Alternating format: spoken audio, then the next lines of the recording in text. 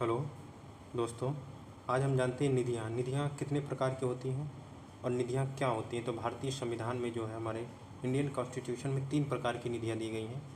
और ये 3 प्रकार की निधियाँ जो हैं, इनको कौन से आर्टिकल में रखा गया ये आपको बताएंगे। इन निधियों का काम क्या है ये बताएंगे आपको डिटेल। बहुत इंटरेस्टिंग कहानी है। चलिए शुरू करते हैं। पहले आता है, मैं आपको बताता हूँ आर्टिकल 266। आर्टिकल 266 एक आर्टिकल 267। ये आर्टिकल है भारत की संचित निधि, कंसोलिडेटेड फंड्स ऑफ इंडिया, आप जनरली सुनते होंगे। दूसरा है लोक लेखा निधि, तीसरा है आकस्मिक निधि। ये 3 प्रकार की निधियाँ भारतीय संविधान में दी गई हैं। मैं आपको एक एक करके बताता हूँ। चलिए देखते हैं संचित निधि क्या होती है। संचय मतलब इकट्ठा करना।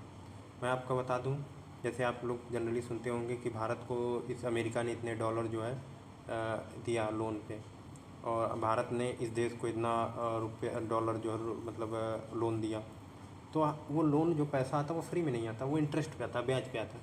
हालांकि कम इंटरेस्ट देना पड़ता है, लेकिन देना पड़ता है। हमें वर्ल्ड बैंक से लोन लेना पड़ता है। तो वो जो लोन लेते हैं हम, वो पैसा संचित निधि में आता है। और जो लोन का इंटरेस्ट होता है, जो ब्याज होता है, वो इसी संचित निधि से उनके पास जाता है। ओके, तो ये आपको समझ में आ गया कि संचित निधि क्या। और जो भारत के टैक्स होते हैं, टैक्सेस के पैसे होते हैं, ये सब जो है इसी संचित निधि में जाते हैं। अब आपको जानना ये ज़रूरी होगा कि संचित निधि से आखिर पैसे जब जाते हैं तो निकलते कैसे। ऐसे थोड़ी ना कि वो ब्याज अपने आप निकल के चले, नहीं। इसमें 2 प्रकार से पैसे निकाले जाते हैं। मैं आपको बता दूं, पहला होता है, आप शायद इसका नाम सुने होंगे, भारित व्यय, संचित निधि पर भारित व्यय। और दूसरा होता है संचित निधि पर किए जाने वाला खर्च। इन दोनों में बड़ा अंतर है। अंतर क्या है मैं आपको बता दूं। अंतर इसमें ये है कि जो भारित व्यय होता है, इस पर तो लोकसभा में चर्चा की जा सकती, परंतु इस पर वोटिंग नहीं की जा सकती। वोटिंग नहीं की जाती, मतदान नहीं किया जा सकता, अर्थात इसको रोका नहीं जा सकता।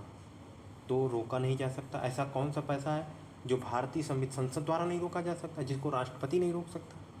तो मैं आपको बता दूं, वो होती है सैलरी, पेंशन और वेतन। जो होती है सैलरी, वेतन यानी पेंशन और भत्ते जो होते हैं, वो किसके होते हैं? प्रेसिडेंट के, वाइस प्रेसिडेंट के, लोकसभा स्पीकर, राज्यसभा के सभापति, उपसभापति, कैग, सुप्रीम कोर्ट के जो न्यायाधीश हैं, और यूपीएससी के अध्यक्ष हुए, और ओबीसी कमीशन के अध्यक्ष हुए, जितने भी संवैधानिक संस्थाएं हैं, जो लीगल संस्थाएं हैं, उन पर जो है उनके जो अधिकारी हैं, कर्मचारी, उनका जो सैलरी इसी भारत के संचित निधि के जो भारित व्यय पर ही डिपेंड है। तो इनका पैसा रोका नहीं जा सकता, जी नहीं रोका जा सकता। खर्च क्या होती है? खर्च करनी है। खर्च करनी मतलब आप जनरली देखते होंगे कि कोई योजना गवर्नमेंट ला रही है, तो योजना जो है यहीं से पैसे जाते हैं। तो इसके लिए जो है आप देखते होंगे प्रॉपर लोकसभा राज्यसभा में चर्चा होती है, इस पर मतदान होता है, तब पैसे निकलते हैं। तो हालांकि इसको जब मतदान होता है तो इसको रोका जा सकता है, और मतदान में अगर बहुमत मिला तो ये पैसा निकलता भी है। इसी तरह मैं आपको आगे बता दूं, ये जो आर्टिकल 266 में पड़ता है, इसके बाद आता है आपका लोक लेखा निधि, public account funds. Public generally आपको समझ में आएगा, पब्लिक अकाउंट फंड जो लोगों का जो पैसा है इसमें जमा होता है। तो LIC हो गया, जो कंपनियों में पैसा लगता है वो वाला पैसा, PSU का जो पैसा हो गया, ये सब इसी में आता है। और इसमें पैसे निकालने के लिए संसद की आवश्यकता, अनुमति की आवश्यकता नहीं होती है। हालांकि और कई प्रावधान, लीगल कार्रवाई करनी पड़ती है। ये आता है आर्टिकल 266(1) में। तीसरा आता है आकस्मिक निधि। ये भारत की तीसरी निधि है, और इसको आकस्मिक निधि अधिनियम 1950 द्वारा जोड़ा गया था। इसमें क्या है, इसमें आपात स्थिति में, इमरजेंसी स्थिति में आप फंड निकाल सकते हैं, लेकिन आप अपने मन से फंड नहीं निकाल सकते।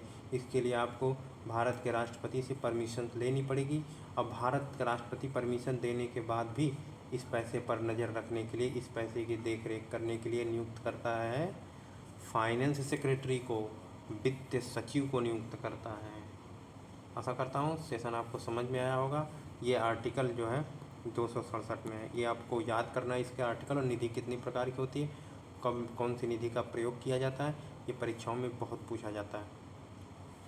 और फिर मैं एक बार आपको बता देता हूँ, संचित निधि ये इम्पॉर्टेंट है, क्योंकि वेतन जो जाते हैं राष्ट्रपति के ही जाते हैं। एक भारित व्यय होता है, एक खर्च होता है, और ये आर्टिकल 266 में है।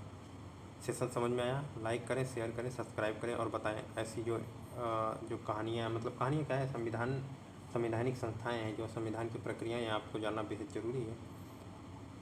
चलिए अब दूसरी बार जो नई वीडियो के साथ आते हैं। थैंक यू, धन्यवाद।